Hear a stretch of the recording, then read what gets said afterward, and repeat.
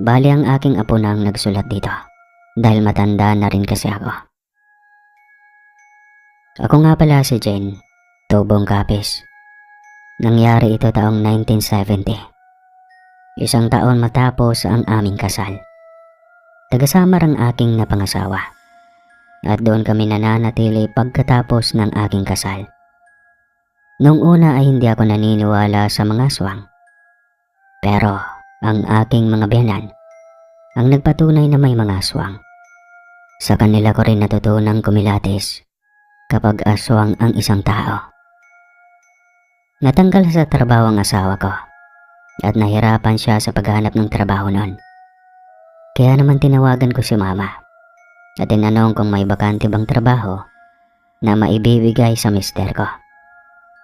Nakahinga naman ako ng maluwag nang sabihin niyang kailangan niya ng kasama sa hardware na pag-aari ng pamilya ko. Natuwa naman si mister at kinabukasan din ay umuwi kami sa amin. Sobrang saya ng mga magulang ko nang makita kami. Nagkaroon ng kaunting salo-salo at kamustahan hanggang sa ihatid kami ni mama patungo sa bahay namin. Nagulat pa ako dahil bagong tayo iyon. Regalo yan ng Kuya John mo, sabi ni mama na may ngiti sa labi. Nasa ibang bansa si Kuya John noon at isa siyang nurse. Niyakap ko si mama at nagpasalamat sa kanya. Pumasok na kami sa loob ng bahay at inayos ang mga gamit namin. Dahil sa pagod, nahiga na kami at natulog. Kinabukasan, nagpaalam na ang asawa ko na papasok na sa trabaho. Ako naman ay naglinis ng bahay. Pagkatapos, pinuntahan ko rin si mama na naglilinis noon sa bahay. "O ma, bakit kayo ang naglilinis? Nasaan ba ang katulong ninyo?" Tanong ko. Sabi ni mama na umuwi muna ang katulong dahil buntis. Nagpresenta ako na tulungan siya kada umaga. Sumang-ayon naman si mama, pero mas maganda na may katulong talaga. Nagpagpa siya na magpaskil sa harap ng bahay. Wanted housemaid. Kinabukasan, may nag-apply na katulong. Dalaga, maganda, at walang pamilya. Tinanong ni mama kung taga saan yung babae, na ang pangalan ay Sonia. Nang malaman na malapit lamang siya sa amin, tinanggap na siya ni mama. "Okay lang po ba na uwian ako kada hapon, ma'am? May lola kasi ako na inaalagaan," tanong ni Sonia. Pumayag naman si mama. Pinauwi muna niya si Sonia at bukas na magsisimula. Napatingin ako sa babae. Na mga sandaling iyon ay may naramdaman akong kakaiba rito na hindi ko maipaliwanag kung bakit. "Anak, okay ka lang?" tanong ni mama. Sinabi ko na ayos lang ako. Naisip ko na kailangan ko siyang bantayan. Nang gabing iyon, pagkarating ng asawa ko galing sa trabaho, sinabi ko iyon sa kanya. "Mag-iingat ka, mahal. Huwag ka basta-basta magtitiwala sa babae na yon. Wala ka bang pakiramdam na hindi nagkakatotoo?" Payo ng aking asawa na si Jonathan. Nagsuhestyon ako na baka pwedeng sabihin kina mama ang tungkol sa nalalaman ko, pero tumanggi siya. Tiyak daw na pagtatawanan ako, lalo at hindi naniniwala ang mga magulang ko sa mga aswang. May mga naririnig na rin sila ukol sa aswang, lalo na dito sa lugar ng Kapis. Pero hindi basta-basta naniniwala sila kung hindi pa nila nakikita.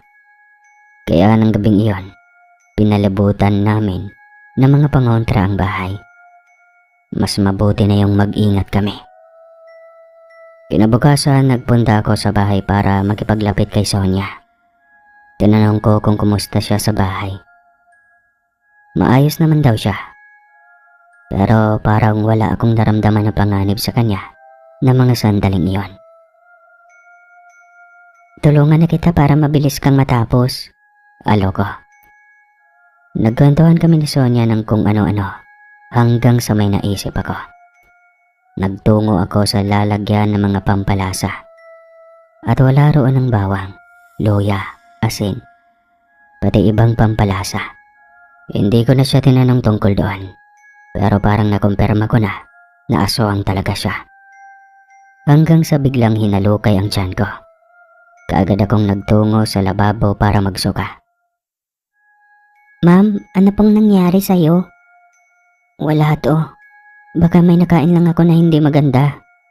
Paliwanag ko ng tanong ni Sonia kung bakit ako nagsusuka.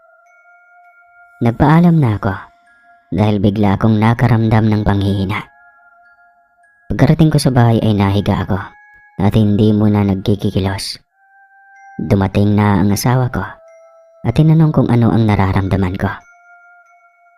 "Mabigat lang ang katawan ko at nagsuka ako kanina." Hanggang sa maisip ko na hindi na pala ako dinadatna ng buwan ng dalaw. Sinabi ko sa asawa ko na baka buntis ako. Niyakap ako ni Jonathan na sobrang saya. Kunento ko pa ang mga nalaman ko kay Sonia. "Sigurado ako na aswang siya. Kailangan malaman ni Mama ito. Paano kung punteriya niya ang pamilya ko at balak niyang nakawan si Mama?" Ngunit hindi ko daw pwedeng gawin iyon. Ang magpaalis ng katulong na wala pa namang ginagawang masama. Tama nga naman ang asawa ko. Baka mabuti naman ang motibo niya sa amin at hindi lahat ng aswang ay masasama. Mabilis lumipas ang mga araw at napansin ko ang mga pagbabago sa aking sarili. Maya't maya ay gusto kong kumakain ng kung ano-ano. Lahat ay ginawa ng asawa ko para maibigay lamang iyon sa akin dahil first baby namin iyon. Isang gabi, habang ako ay nakahiga sa aking kama at nagpapaantok. Si Mr. kasi ay maagang nakatulog dahil sa pagod, kaya ako lang ang gising na mga oras na yon. May narinig akong mga kalusko sa gilid ng bahay.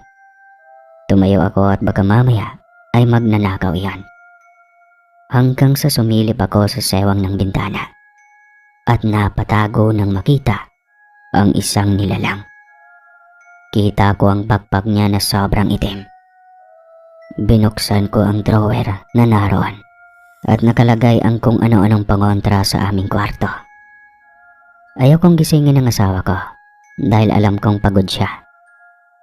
Sumilip ulit ako at nakita muli ang nilalang na lumipad palayo sa bahay. Nahiga na lang ako sa kama na sobrang kinakabahan. Pinapakalmang sarili bago nagpasyang matulog. Kinabukasan, nagwawalis ako ng bakuran nang lumabas sa bahay ni na Mama si Sonia. Kasama ang isang babae na kamukha niya. May kakambal siya. Napatingin sa akin si Sonia at binati ako ng magandang umaga. "Kakambal mo?" Iyon kaagad ang tanong ko kay Sonia. Tumango ang dalaga. Nagsalubong ang kilay ko nang tumingin ang babae sa aking tiyan. At siniko naman siya ni Sonia. Sinabi ng dalaga na binisita siya ng kapatid niya na si Sarah at doon na natulog. Ngumiti lamang ako pero alam ko na may kakaiba sa kakambal nito. Lumabas na ng gate si Sarah. Nagpaalam naman sa akin si Sonia na papasok na dahil may gagawin pa. Ako naman ay pinagpapatuloy ang ginagawa. Hindi ko muna sinabi kay Mr. ang mga nakita ko kagabi. Ayaw kong mag-alala siya sa akin, lalo at wala namang masamang nangyari sa akin. Mabilis lumipas sa mga araw at buwan, kasabay ng paglaki ng aking tiyan, kaya mas lalo akong naging maingat. 3 buwan na ang aking tiyan nang magsimula. Ang mga naririnig kong kalusko sa labas ng bahay. Madalas kong tignan pero wala na akong nakikita nun. Naglagay na rin ako ng mga pangontra sa palibot ng bahay. Hanggang sa isang gabi, habang mahimbing ang tulog ko, napabangon ako nang bigla kong narinig ang sigaw ng aking asawa. Napatingin ako sa kanya at sa kanyang tinitignan. Natakot ako nang may makitang humahaba na dila mula sa itaas ng bubong at pilit niyang hinuhuli. "Isang tiktik! Kailangan natin siyang mapatay kaysa makuha ang anak natin, Jane. Galit na sabi ng aking asawa. Nilapitan ako ng aking asawa at niyakap. Sinabing hindi niya ako pababayaan hanggang sa nawala na lang ito at hindi na nakita pa ng asawa ko. Hindi ko makakalimutan ng gabi na yon.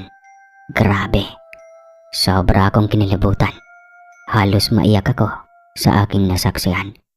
Ikunento ko kina mama ang nangyari sa amin at yung tungkol sa tiktik na nasa bubungan namin, at pinag-iingat kami. Hanggang isang araw niyon, napagpasyan kong magpunta kina mama. Nasa bungad na ako na ng pinto ng bahay nang marinig ko na may nag-uusap sa loob.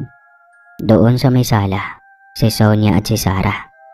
Huwag kang gagawa ng bagay na ikakagalit ko, Sarah. Tandaan mo, mas malakas ako sa'yo. Seryosong sabi ni Sonia. Kaagad akong nagtago nang lumabas si Sarah. Nang makaalis ang babae, lumabas ako sa pwesto. Kaagad kong kinumpronta si Sonia. Ano? Mga aswang pala kayo? Kaya pala walang asin, bawang at luya sa pinaglalagyan ni mama. Dahil nakatabi pala iyon. Sabihin mo sa akin, ang kapatid mo ba ang tiktik na nakita namin nung nakaraang gabi? Galit na tanong ko sa kanya.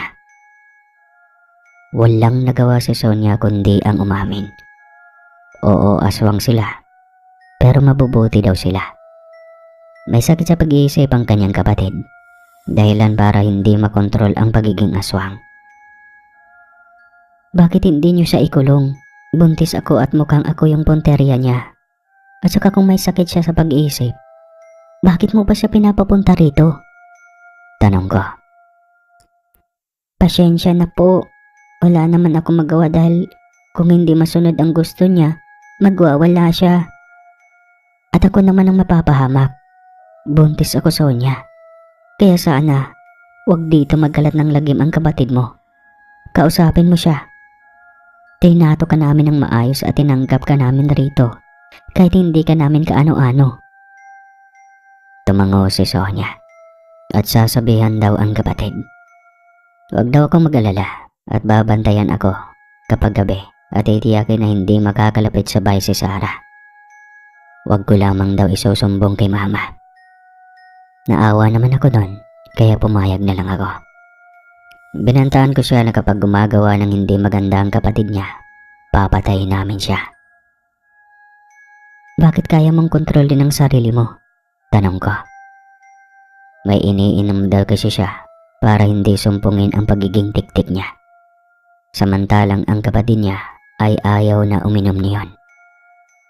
Bumalik na ako sa bahay at nagluto ng pagkain. Lumipas pa mga araw at linggo at wala namang umaatake sa akin na tiktik. Kaya naging panatag na ang loob ko. Ganun pa man, hindi pa rin namin tinanggal ang mga pangontra na nasa paligid ng bahay. Mas mabuti na mag-ingat. Ngunit ang inakala naming wala na ay mangyayari pala. Isang gabi noon ay maaga kaming natulog ni Jonathan ng gabing iyon. Nagising kaming mag-asawa dahil sa malakas na kalabog sa bubong. Mabilis na kinuha ng asawa ko ang itak na gawa sa tanso na ipinabaon ng kanyang lola Waning.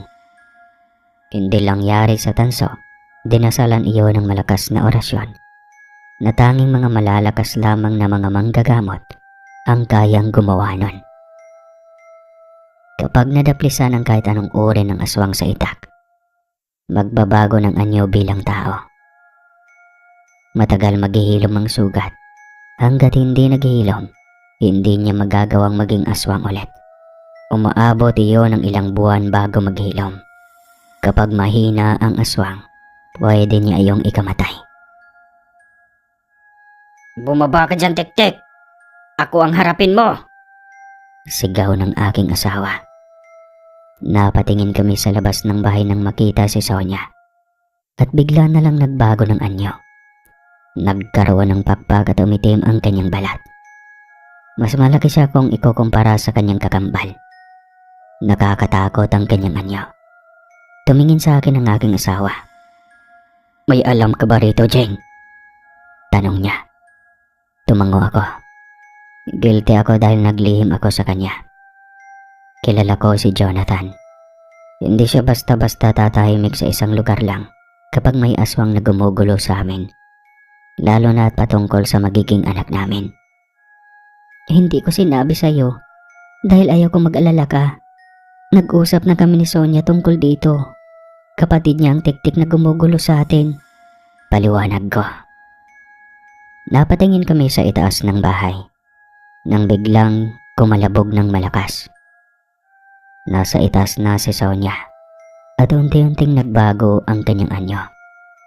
Biglang pumayat ang kanyang katawan at nagkaroon pa ng mahabang pakpak.